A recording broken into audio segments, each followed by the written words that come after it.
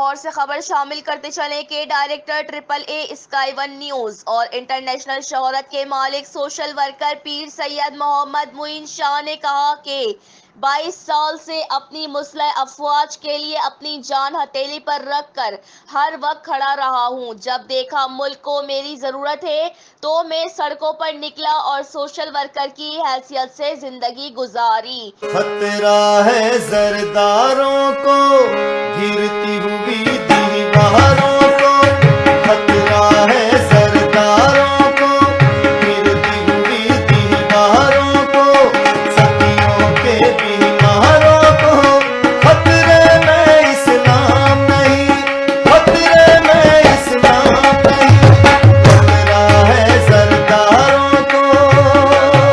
پاکستان کے علاوہ بیرون ملک کے لوگوں نے بھی میری تعریف کی۔ لاک ڈاؤن کے دوران چند سفید پوش فیملی کے افراد و خواتین میرے پاس آئے اور کہا کہ ہم فاقہ کشی کی حالت میں ہیں۔ پھر میں نے پی ٹی آئی سمیت ہر جماعت کے لوگوں سے بات کی، مگر سب نے اپنے اپنے چاہنے والوں میں راشن تقسیم کر دیا۔ میرے پاس جناب سراج الحق صاحب کا پرسنل نمبر بھی تھا۔ میں نے ان کو کال کی تو ان کے قریبی عزیز محترم مسٹر عابد نے کال اٹینڈ کی اور غور سے ساری باتیں سنی۔ سراج الحق صاحب نے رازداری کے ساتھ دوسرے ہی دن ضرورت سے زیادہ راشن فراہم کر دیا۔ ساری زمین کو گھیرے ہوئے ہیں آخر چند گھرانے کو، نام نبی کا لینے والے الفت سے بیگانے کو، خطرہ ہے ان پاروں کو، رنگ برنگی کاروں کو، امریکہ کے پیاروں کو، خطرے میں نے اسی دن یہ بات ٹھان لی تھی اور نامور اخبارات میں یہ بھی بیان دیا تھا کہ آئندہ جماعت اسلامی کا ساتھ دینا ہے۔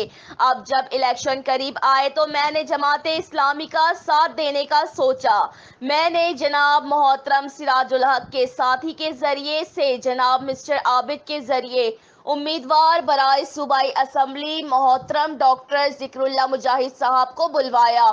ان کے آنے کا شدت سے مجھے اور میرے ساتھیوں مہر عارف، انعام but, Rana Ejaz Arshad, Saqib Khan, Ghulam Mustafa Jat, doctor اسلام اور دیگر لوگوں کو بھی ڈاکٹر ذکر اللہ مجاہد صاحب کا شدت سے انتظار تھا۔ آج ہمارے نعروں سے لرزاں ہے بپائی واہنوں میں، بک نہ سکیں گے حسرت اور اونچی سجی دکانوں میں، خطرہ ہے بٹماروں کو، مغرب کے بازاروں کو، چوروں کو، مکاروں کو، خطرے میں اسلام نہیں، خطرے میں اسلام نہیں۔ لیکن جب گاڑیوں کا قافلہ پہنچا تو گاڑی میں سے سب سے پہلے قابل احترام میرے بزرگ، میرے بڑے بھائیوں کی طرح جنرل سیکریٹری جماعت اسلامی امیدوار برائے نیشنل اسمبلی سیکریٹری جنرل امیر العظیم صاحب نکلے۔ ان کے ساتھ ظہور وٹو سماجی شخصیت، صوبائی امیدوار محترم ڈاکٹر ذکر اللہ مجاہد صاحب، محمد سجاد، مسٹر بلّہ اترے تو میں نے انہیں بے اختیار آگے بڑھ کر گلے لگا لیا۔ یہ ایک دلیر دبنگ انسان ہیں۔ اگر یہ کہا جائے کہ میں ان کے سامنے جوان ہوا تو یہ غلط نہیں ہوگا۔ یہ میرے بڑے بھائیوں کی طرح تھے۔ میرا جذبہ اور بلند ہو گیا۔ میں نے تو پہلے ہی تہیہ کیا ہوا تھا کہ جب تک زندگی ہے جماعت اسلامی کا ہی ساتھ دینا ہے۔ بڑے ہی شاندار طریقے سے میٹنگ ہوئی۔ دعا کے بعد اختتام پذیر ہوئی۔ جماعت کے لوگوں کے جانے کے کچھ دیر بعد ہی میرے دوست کو دھمکی بھری کال آئی کہ کسی کی جرأت نہیں یہ میٹنگ کروائے، تو میں نے میرے دوست سے فون لے لیا۔ جب میں نے بات کی تو فوراً میری آواز سنتے ہی فون بند کر دیا گیا۔ پھر میں نے اپنے فون سے کال کی اور پوچھا کہ کیا بات ہے، کیا پریشانی ہے، تو اس نے کہا کہ کل بات کریں گے۔ میں نے کہا کل کیوں، آج اور ابھی کیوں نہیں، یہ بتاؤ کہ آنا کہاں ہے۔ اس نے پھر سے کال کاٹ دی۔ جمعرات 1:45 بجے رات کے ٹائم وہ طاق میں تھے، جس کا مجھے بخوبی اندازہ بھی تھا۔ تو انہوں نے سیدھا آ کر دھمکی دی کہ میں اسلحہ ساتھ نہیں لایا ورنہ گولیاں مار دیتا۔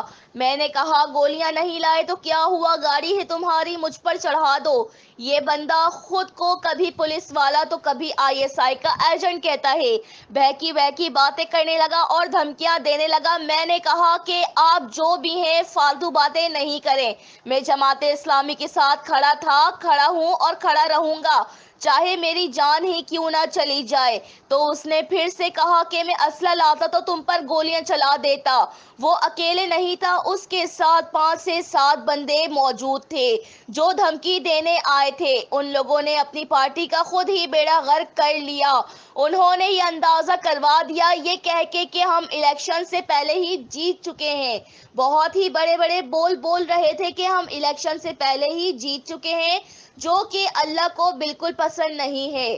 میں تم سے یہ سوال کرتا ہوں کہ یہ فوج, یہ ملک صرف تمہارا ہے؟ امن کا پرچم لے کر اٹھو, ہر انسان سے پیار کرو.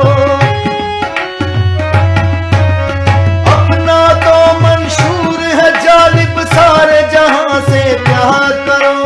خطرہ ہے کفاروں کو, رنگ برنگی کاروں کو, نوابوں غداروں کو. خطرے میں اسلام نہیں, خطرے میں اسلام نہیں. یہ ملک, یہ فوج ہم سب پاکستانیوں کی ہے. یہ ہمارے ملک کی فوج ہے اور ان کا کسی سے کوئی لینا دینا نہیں. لہٰذا ہمیں اس رب العالمین, رب ذوالجلال سے ڈرنا چاہیے, اس کے قہر سے ڈرنا چاہیے. کہیں وہ تم پر عذاب نازل نہ کر دے. کسی بے قصور پر ظلم نہیں کرنا چاہیے. زندگی چند گھڑی کی ہے, اس کو پوری ایمانداری اور عزت کے ساتھ گزارو, نہ کہ دھمکیاں دے کر یا خون سے اپنے ہاتھوں کو رنگ کر. میں پاکستانی قوم سے کہتا ہوں کہ اپنی تقدیر خود لکھو. آج یہ جماعت اسلامی کے لوگ حکومت میں نہیں ہیں, پھر بھی لوگوں کا خیال کر رہے ہیں, لوگوں کی بھوک کا احساس کر رہے ہیں, راشن گھروں میں پہنچا رہے ہیں, لوگوں کے ماہانہ وظائف باندھے ہوئے ہیں, جو کہ صرف اپنی مدد آپ کے تحت کر رہے ہیں. کسی کو کوئی دھمکی نہیں دیتے, بہت ہی سادہ لوگ ہیں. تو کیا یہ حکومت میں ہوں گے تو عوام کا خیال نہیں کریں گے؟ یہ اپنی قوم کے لیے جان پر کھیل جائیں گے. ہمیں جماعت اسلامی پر پورا بھروسہ, یقین اور اعتماد ہے. یہی ہمارے ملک, ہماری قوم کی تقدیر بدل سکتے ہیں. میں آپ سب سے کہتا ہوں کہ اگر ملک کا نقشہ بدلتا دیکھنا ہے, اس ملک پاکستان کی قسمت بدلتی دیکھنی ہے, تو جماعت اسلامی کا ساتھ دیں. ان کو اپنے قیمتی ووٹ دے کر آپ اپنی بھی جیت حاصل کر سکتے ہیں. یہ صرف جماعت اسلامی کی نہیں, آپ کی اپنی جیت ہے. پاکستان زندہ باد, جماعت اسلامی زندہ باد, پاک فوج پائندہ باد. رپورٹ عرفان رومی, AAA اسکائی 1 نیوز, کراچی. اللہ